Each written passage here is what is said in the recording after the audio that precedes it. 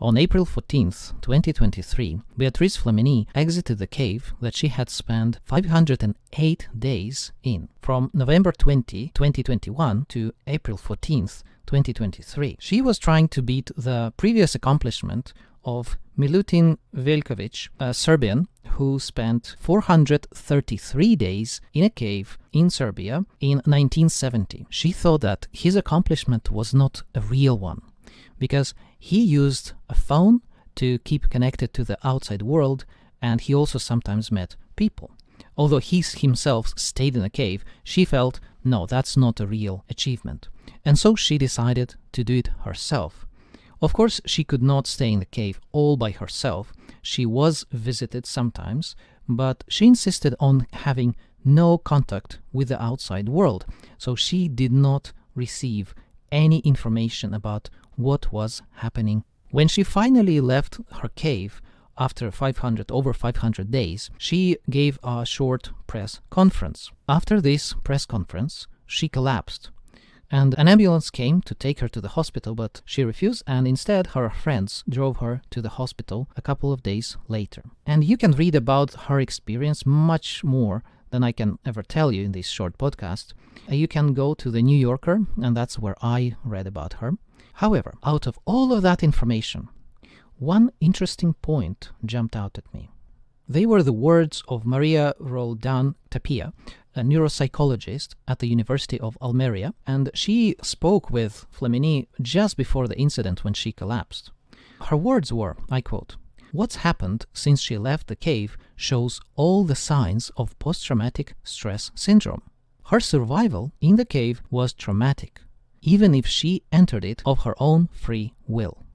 And this is where I want to stop today. So the story of Flamini is very interesting, and there will be many details that you will find out that will be interesting for you. However, for me, this was the point. This was a self-inflicted traumatic event. And as I was reading the book, What Doesn't Kill Us by Stephen Joseph, PhD, this book is about trauma, I started thinking about, can a trauma be self-inflicted? Because we often think about PTSD and similar experiences from the point of view that something happened to the person and therefore this person now suffers from post-traumatic stress. However, what if this stress was not inflicted by somebody else or something else, like a natural disaster? And this got me thinking, because according to Stephen Joseph, PhD, the author of the book, traumatic events themselves don't carry the trauma. So the same event can cause a trauma in one person and can be just fine, can be accepted and processed by another person without any problems. So what makes the difference is the actual person. And so then it got me thinking that in my childhood, I remember many episodes when I would feel very bad, let's call it that, okay? I would cry, I feel depressed, I felt horrible. The events themselves were not traumatic. And so it got me thinking that maybe I was traumatizing myself. And this also was refreshed in my memory by one of my students. He is now about 8 or 7 years old, and last week he came into my classroom crying. And of course I was wondering why. And his mother told me that he was very tired after school, and then he took a nap, but then she had to wake him up for the class. So then she woke him up, and basically how it is when you are tired and somebody wakes you up after a nap, you feel so sleepy and you don't want to do something. Let's say in his case, he didn't want to go to the class, but he had to. And that reminded me 1,000 cases in my life when that happened. Even if nobody actually did anything bad to me, some experiences were perceived or were felt as traumatic. And so after repeated exposure to these events, of course, you would get this repeated trauma, just like, let's say, repetitive strain injury, right? So tiny action, let's say clicking a button on a mouse, can cause your muscles and tendons to get damaged over time, because this is just too much work, despite this work being easy, right? It's not a strenuous exercise of your fingers. Okay, so let's talk about this issue. today I think I will give you an idea, my idea. I will propose a theory of who is susceptible to this kind of self-imposed trauma. Then I would like to talk about how it happens and what are the dangers, and most importantly, what we can do about this situation. And if you feel that you might have self-inflicted some sort of trauma in your life, we will talk today about how to then unscrew yourself, so to speak. Okay, how to heal and how to fix yourself. Okay, so my theory about who is more susceptible to this kind of situation is based on the big 5 psychological traits. I will remind you that you can remember them as OCEAN, OCEAN: openness, conscientiousness, extroversion, agreeableness, and neuroticism. And my theory is that people who would be high on neuroticism and high on conscientiousness are more susceptible to self-inflicted traumas. And I can see this in kids, in my students, that I can definitely see there is this shy type, right? Some kids are, let's say, high on conscientiousness but are low on neuroticism, presented with a challenge, would be able to overcome this challenge, and they're like, okay, I can't do this, but that's okay. And then they practice, because they're high on conscientiousness, which usually manifests itself in perfectionism. They are very conscious of that they are not doing well, but at the same time they can maintain, let's say, composure, self-composure, the self-control, and they can practice and learn, and eventually they get better, and so they feel okay. But there is another type which is high on neuroticism, and usually it manifests itself in the shyness. And I see this all the time.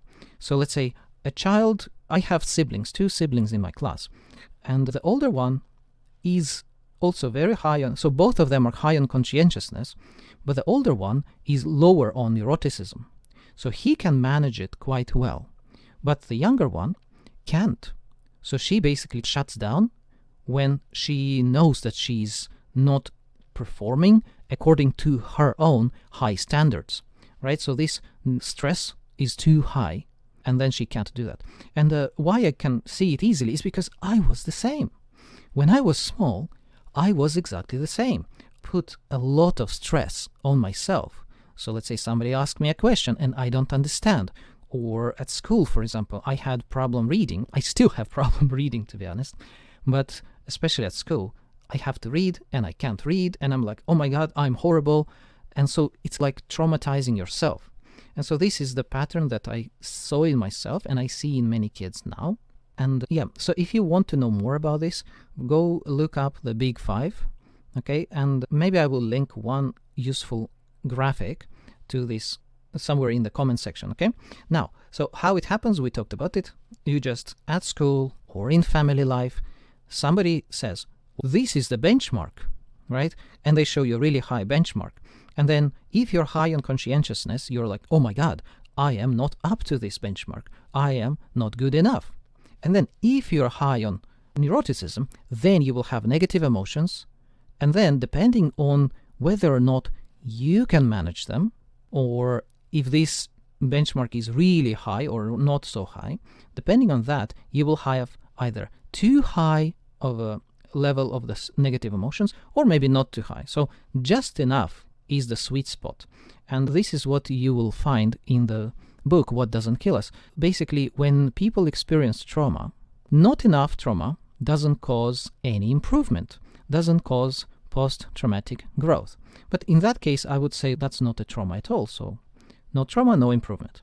However, too much, let's say stress or negative emotions, that's also not helpful. Then people first have to learn how to manage their emotions, their stress, their condition, and then they can start processing the trauma.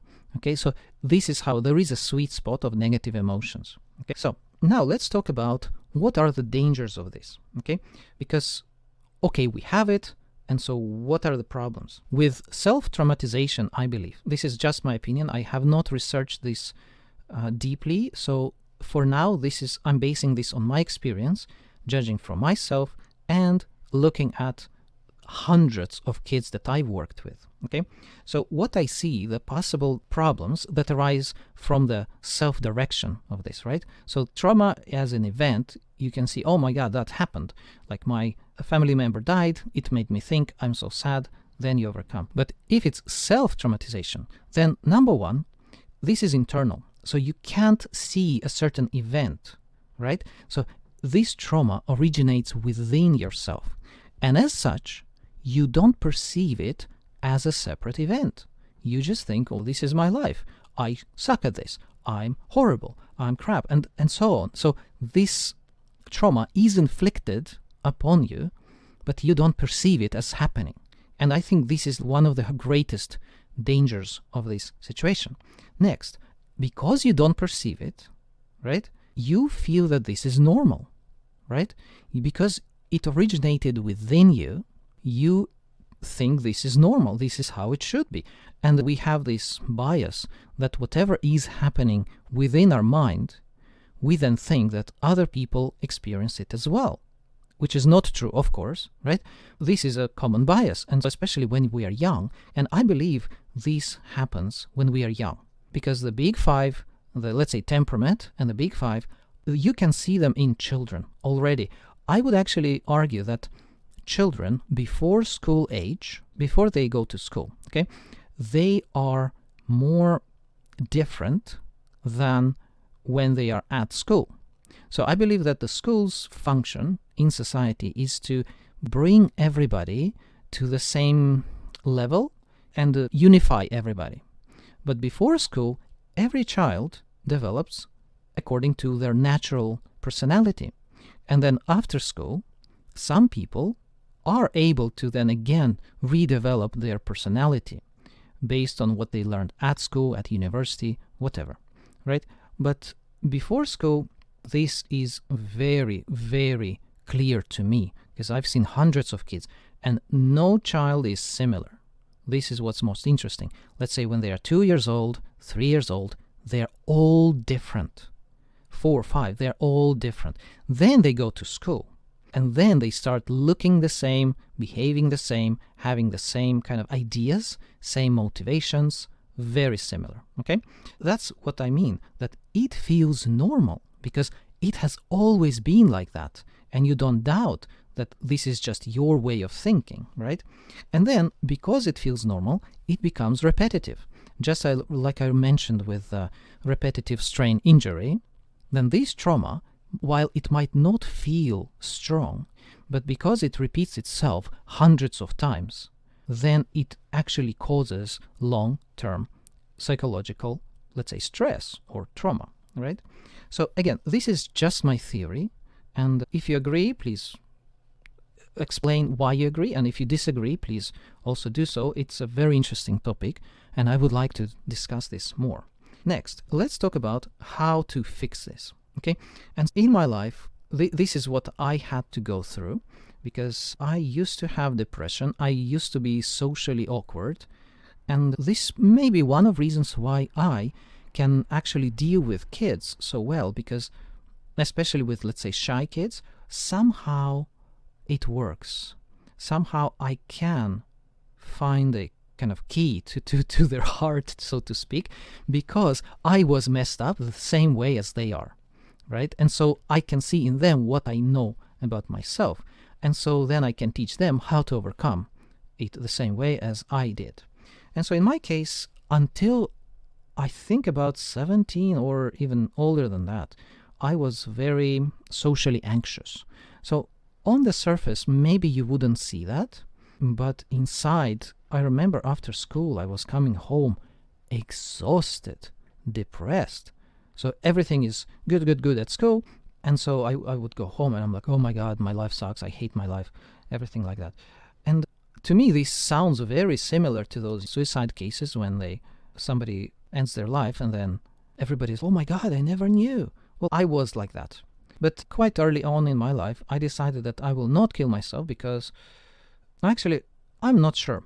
I heard this idea that suicide is a weakness.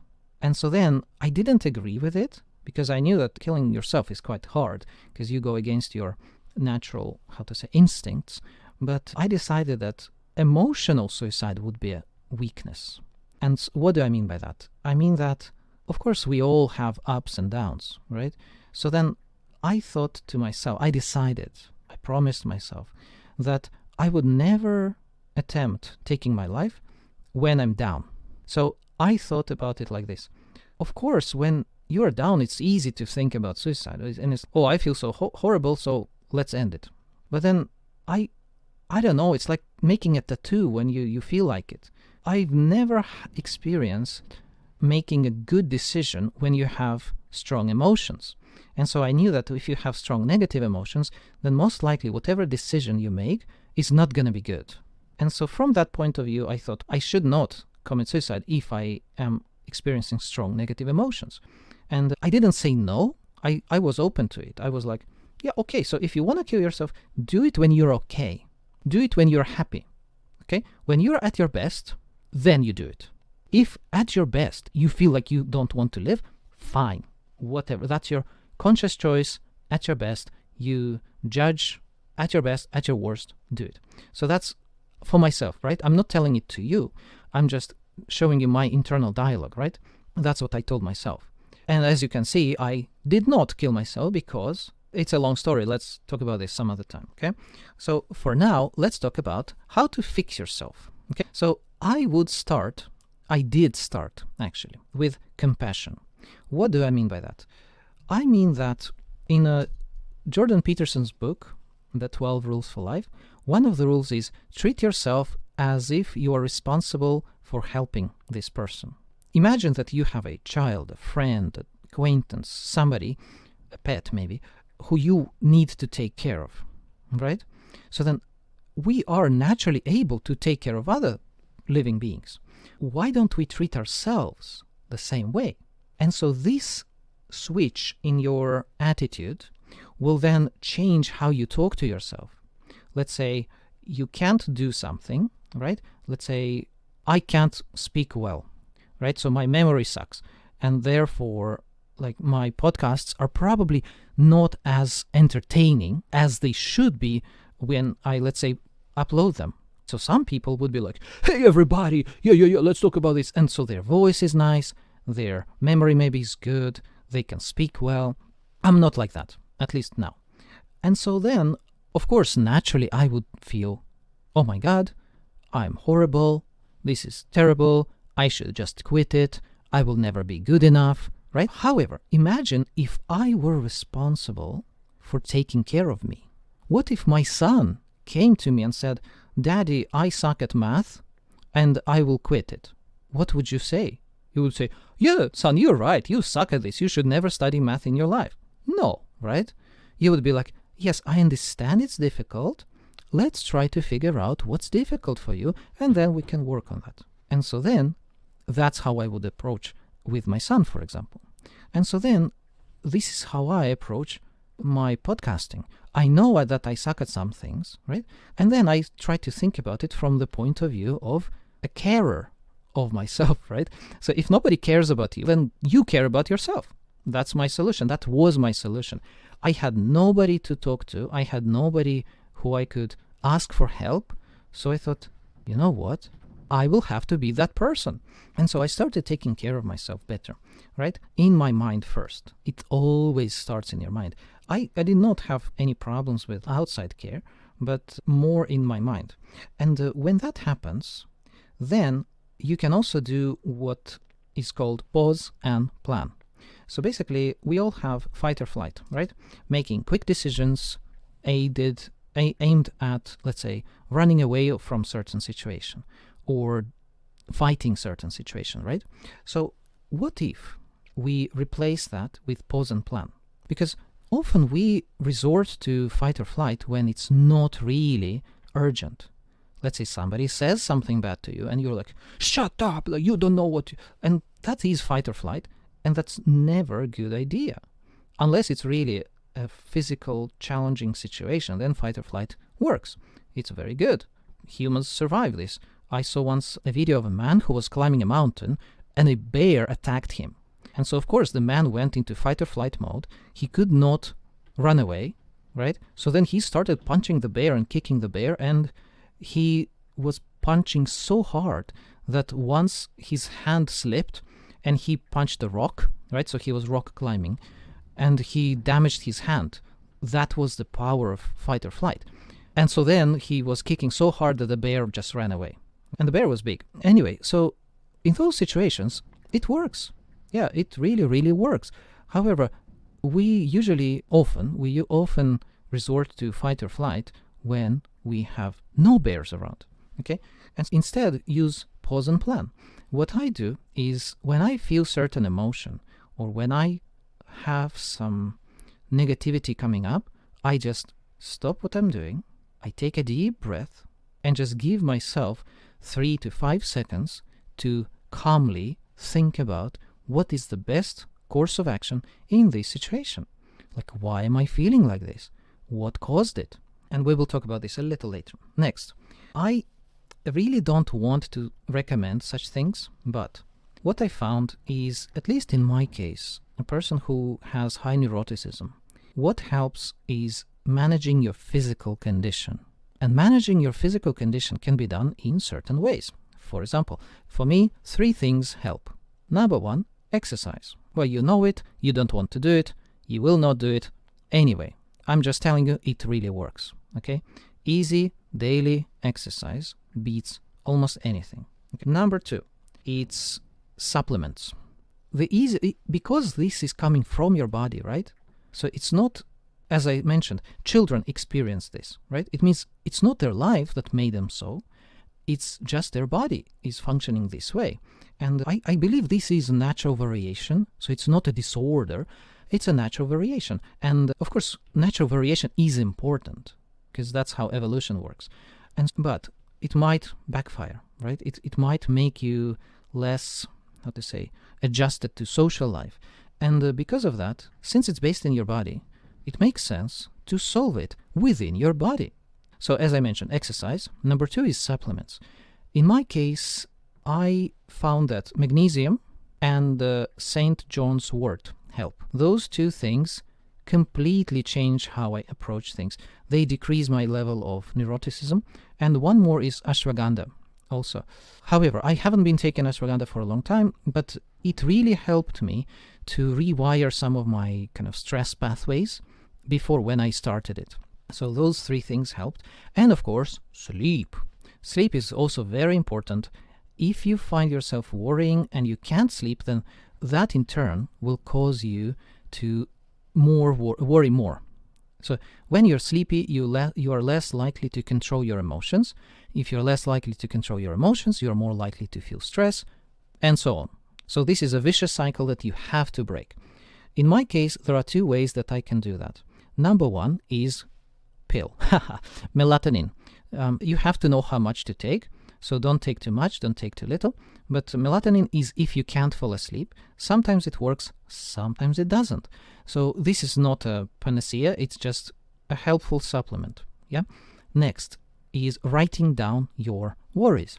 This has been proven scientifically to decrease your level of stress. So before bed, if you can't sleep, you just write down what you're worried about. And there was a research done, they showed that people who write down their worries then have less worries. They have better, recovery from traumatic events, okay? And of course, there is one more thing that I honestly don't like, but I think it's necessary. I have to mention. It's the growth mindset. And I don't like this wording of growth, although it is probably true, and maybe it's one of the best. Just personally, I don't feel like it. I feel this is not always growth. I call it learning mindset or training mindset. So what do I mean by that? Growth assumes that you only improve. I don't think the same principle can be applied both ways. Just like you can learn to traumatize yourself, you can learn to have negative thoughts. If you can learn those, it means you can learn the good ones too. So it's not only about growth. This is like a double-edged sword. This is a very powerful idea and a very good mindset to have, but it's not only about growth. So what do I mean by that?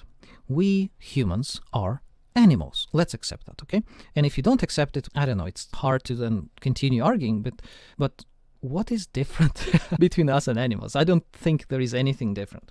Okay, so as animals, we can be trained, just like dogs can be trained, cats can be trained, other animals can be trained. The Pavlovian dog, you can do this with humans. That's the base of learning, right? The same principles of stimulus and response and such things, they are what causes humans to learn anything, right? And the repetitio est mater studiorum, the Latin proverb, that's basically means the repetition is the mother of learning. So that's the same idea. So we learn, right? We can learn the good things and we can learn the bad things. And so if we learn the bad things and we want to change them, it means at the same time that we can learn the good ways or relearn, okay? And so with this mindset, that's how you need to approach this. If you don't have this mindset of, I am retraining myself, and it will take time, right? It's never going to be like, oh, I have this new idea. Tomorrow I'm going to be a different person. No, it's not going to work like that. You have to spend time and effort to relearn, okay? And the last point, so when you use the pause and plan, why are you using it?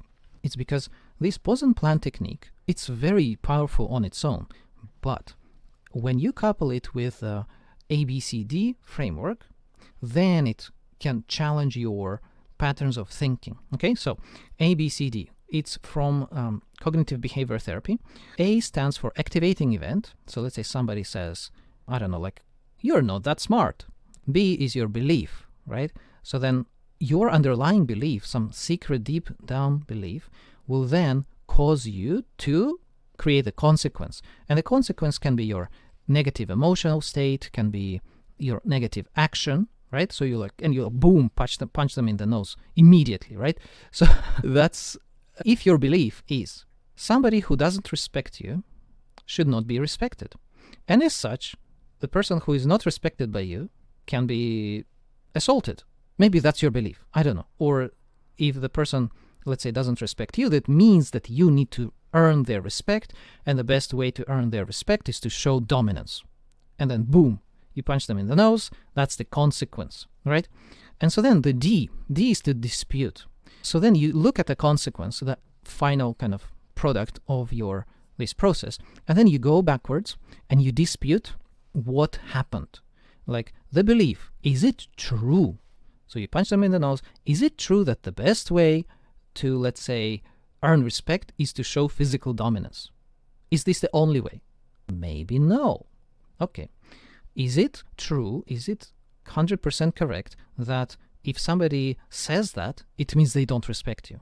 Maybe yes, maybe no. Like in this case, you're not that smart. It's actually a disrespectful comment. So then, yeah, it's true. No problem with that. But then it doesn't mean that you have to punch them in the nose, right?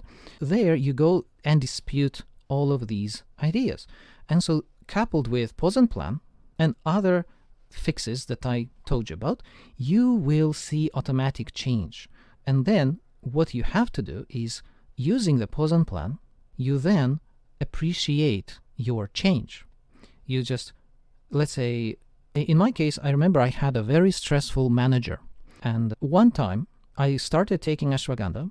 I started using breathing techniques, the pause and plan. So just take a deep breath when I feel stress coming up. And I remember, so she's, Alex, I'm like, oh my God, something bad will happen. I want to run away or punch her. And then, I mean, I've never actually committed any violence. In my mind, fight or flight was happening. And so then I'm like, take a deep breath. And because I was taking ashwagandha, I was like, I could feel the stress level just being much less. Say, if before it was 7 out of 10, now it was, let's say, 5 out of 10 or 4 even. And I'm like, whoa, this feels very much manageable. That's not so bad. And so because I felt that, I stopped and I appreciated. I was like, this is very good. I am moving in the right direction. And so I could catch this moment of improvement, and that gives you courage, or how to say, power, motivation to keep going, to keep training or retraining yourself to change.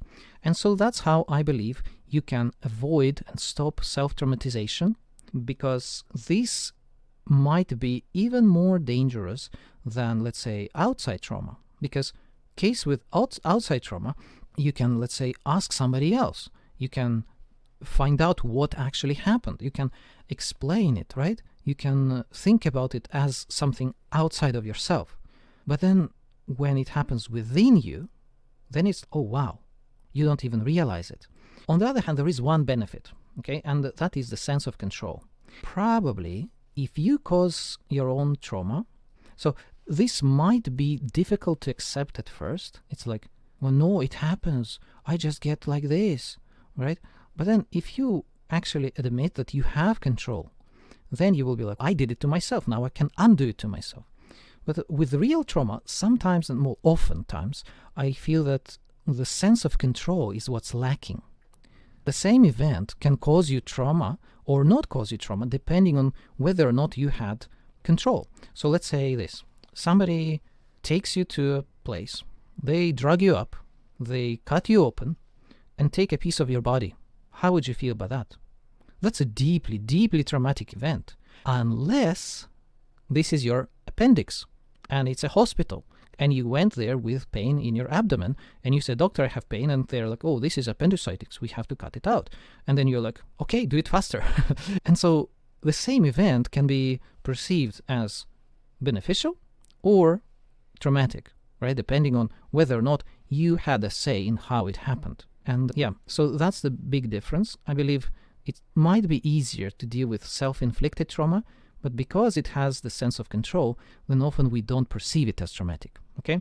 So guys, that's it for today. If you want to subscribe to my newsletter, please go to the resilientfreedom.com, and you can enter your email, you can read more information about me and about articles, and I will see you next time.